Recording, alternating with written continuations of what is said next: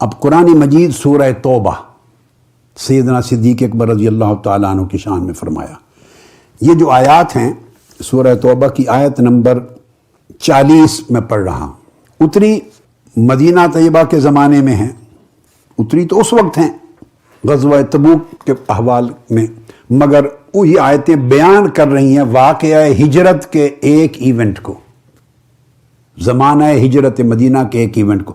ارشاد فرمایا اعوذ باللہ من الشیطان الرجیم الا تنصروہ فقد نصرہ اللہ. لوگو اگر تم نے میرے محبوب محمد صلی اللہ تعالیٰ علیہ وسلم کی مدد نہ بھی کی، کوئی بات نہیں، میں ان کی مدد کے لیے کافی ہوں. پہلے بھی میں نے ان کی مدد کی تھی. کب؟ اذ اخرجہ الذین کفروا، جب میرے محبوب کو کفار مکہ نے اپنے وطن سے نکال دیا تھا، جب ہجرت مدینہ کا واقعہ پیش آیا، جب کفار و مشرکین مکہ نے اپنے وطن سے نکال دیا. پھر فرمایا ثانی اثنین اذ ہما فی الغار، جب وہ دو میں سے دوسرا آتا ہے، جب دونوں غار میں تھے. اب ذرا بیان اللہ رب العزت کے کلام کا دیکھتے آئیے. اذ یقول لصاحبہ، جب وہ محبوب میرے محبوب رسول اپنے صحابی سے کہہ رہے تھے لا تحزن ان اللہ معنا، گھبرا نہیں اللہ ہمارے ساتھ ہے. فانزل اللہ سکینتہ علیہ، سو اللہ نے اپنا سکون اور تسکین ان پر نازل فرما دی. اب ایک بات یاد رکھ لیں، قرآن مجید کی جتنی آیات کریمہ اتری ہیں، بعض صحابہ کرام کی شان میں، بعض اوقات اہل بیت اطہار کی شان میں. ایک نقطہ بہت اپنے ذہن نشین فرما لیں، یہ تعین کرنا کہ یہ کس کے حق میں اتری، یا تو کہیں آقا علیہ الصلوۃ والسلام کی حدیث سے ثابت ہو جاتا ہے، جیسے میں نے پہلے سیدہ کائنات کے علیہ السلام کے حوالے سے قرآنی آیات کی تفسیر احادیث صحیحہ کی روشنی میں کر دی. یہ حدیث نبی بھی واضح کر دیتی ہے کہ یہ فلاں کے لیے نازل ہوئی، کوئی روایت واضح کرتی ہے، یا تفسیر کی کتابوں میں صحابہ تابعین اتباع التابعین تفسیری روایت لے آتے ہیں کہ یہ اس کا شان نزول یہ ہے، فلاں کے لیے نازل ہوئی. یعنی جب آیت اترتی ہے تو کس کے حق میں نازل ہوئی، اس کی تعیین کے لیے، اس کو ثابت کرنے اور متعین کرنے کے لیے روایت لینی پڑتی ہے، یہ حدیث نبوی کی یا آثار صحابہ یا آثار تابعین. یہ بات ذہن میں آ گئی. قرآن مجید خود اس کی تعیین اور تصریح نہیں کرتا. اب سیدنا صدیق اکبر رضی اللہ تعالیٰ عنہ کی شان اس مقام پہ اللہ رب العزت نے ایسی بیان کی ہے کہ سارے اسلوب سے اس انداز کو ہٹا دیا.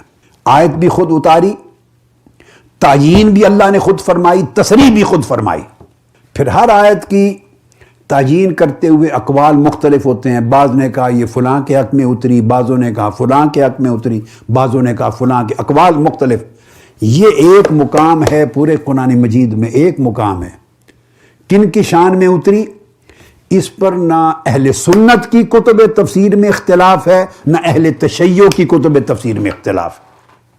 آپ اندازہ کر لیں، یہ ایک ایسی آیت ہے جس پر اہل سنت اور اہل تشیع دونوں میں سے کسی کی ایک کتاب اور روایت میں بھی اختلاف نہیں.